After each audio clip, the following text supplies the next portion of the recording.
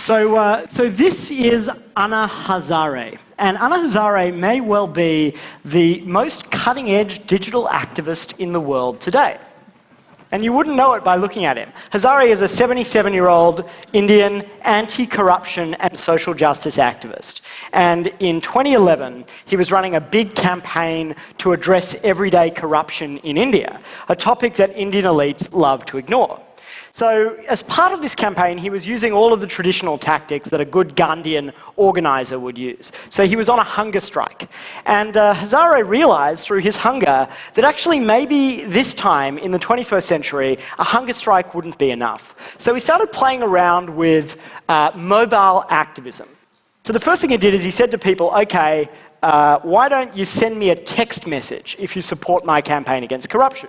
So he does this, he gives people a short code, and about 80,000 people do it. Okay, that's pretty respectable.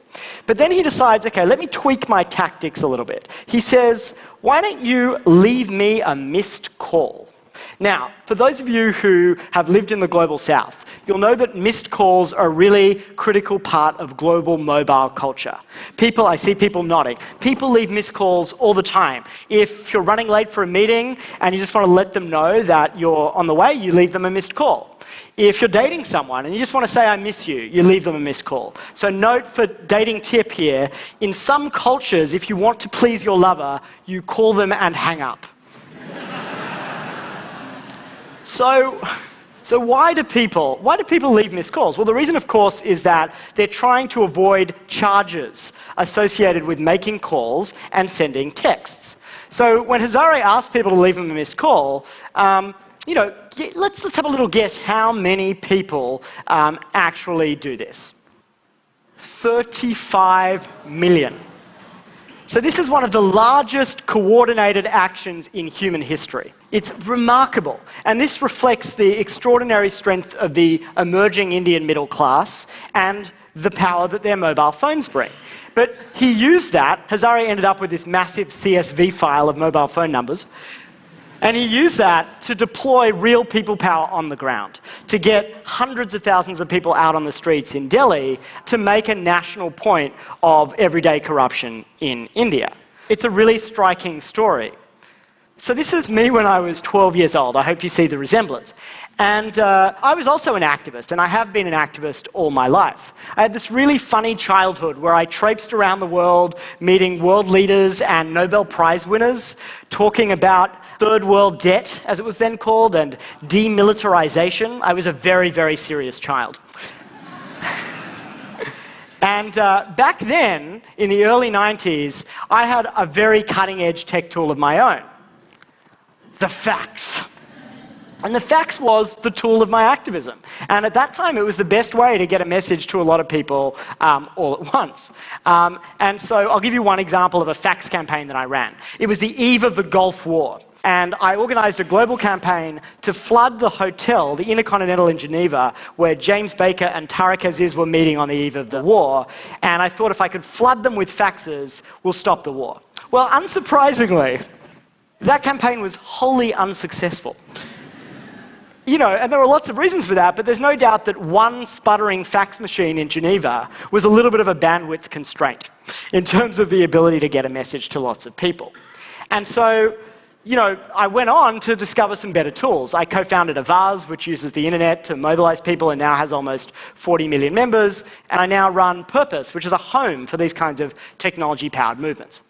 So what's the moral of this story? Is the moral of the story, you know what, the fax is kind of eclipsed by the mobile phone.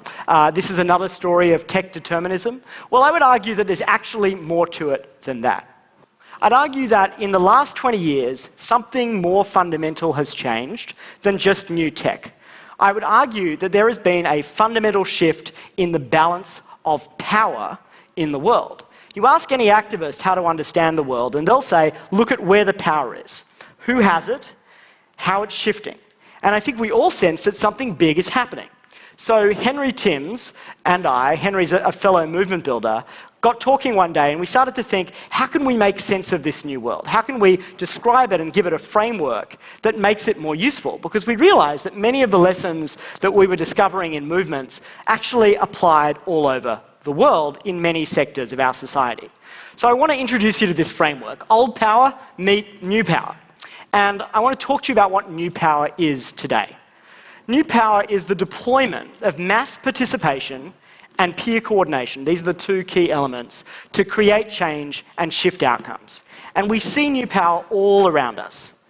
This is Beppe Grillo. He was a populist Italian blogger who, with a minimal political apparatus and only some online tools, won more than 25% of the vote in recent Italian elections. This is Airbnb, which in just a few years has radically disrupted the hotels industry without owning a single square foot of real estate. This is Kickstarter, which we know has raised over $1 billion from more than 5 million people.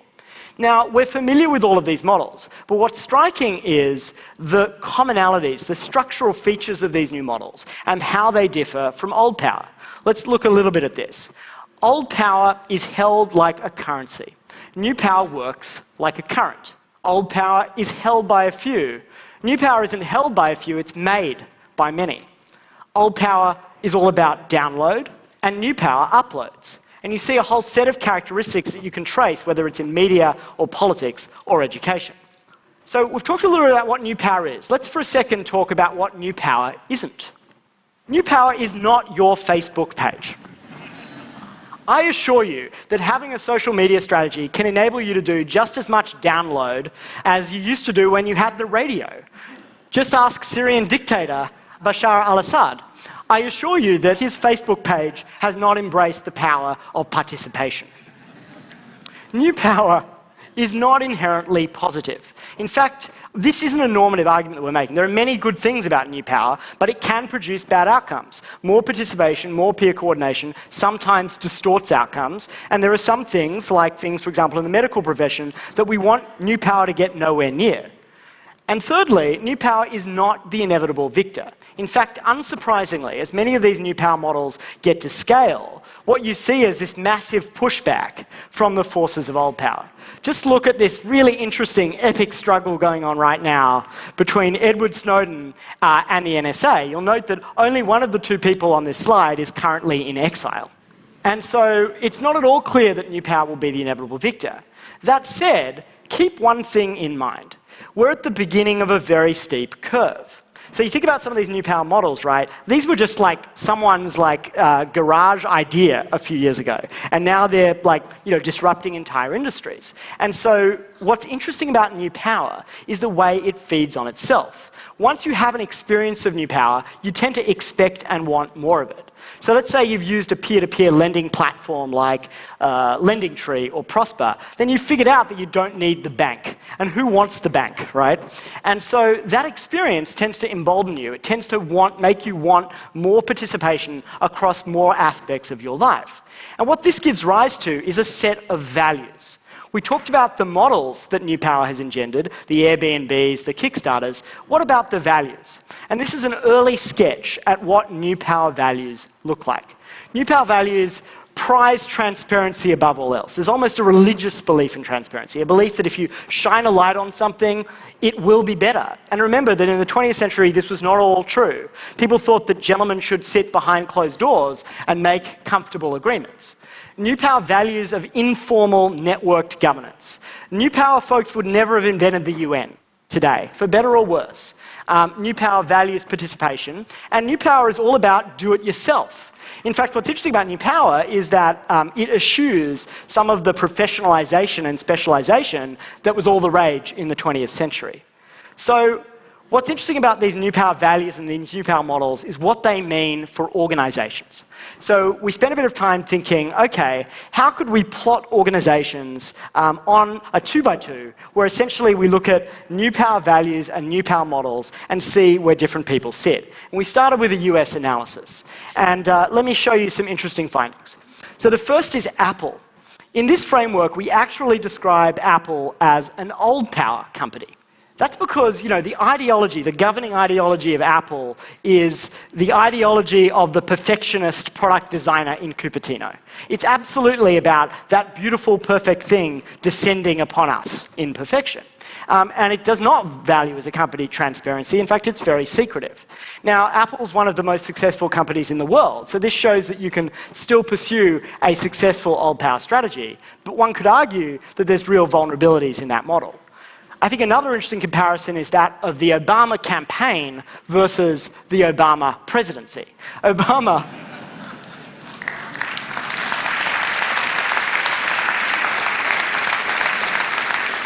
Now, I like President Obama. He ran with new power at his back, right? And he said to people, we are the ones we've been waiting for. And he used crowdfunding to power a campaign. But when he got into office, he governed like more or less all the other presidents did. And this is a really interesting trend, is when new power gets powerful, what happens? So this is a framework you should look at and think about where your own organization sits on it, and think about where it should be in 5 or 10 years.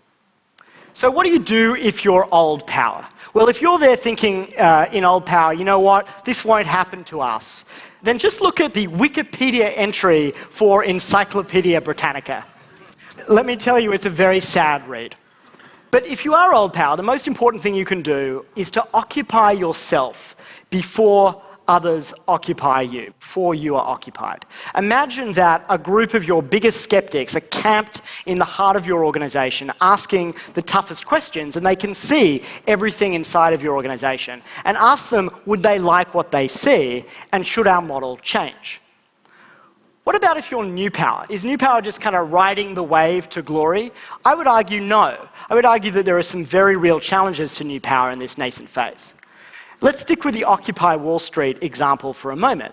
Occupy was this incredible example of new power, the purest example of new power.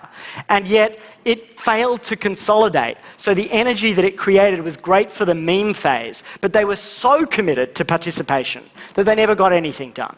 And in fact, that model means that the challenge for new power is, how do you use institutional power without being institutionalized? On the other end of the spectrum is Uber. Uber is an amazing, highly scalable new power model. That network is getting denser and denser by the day.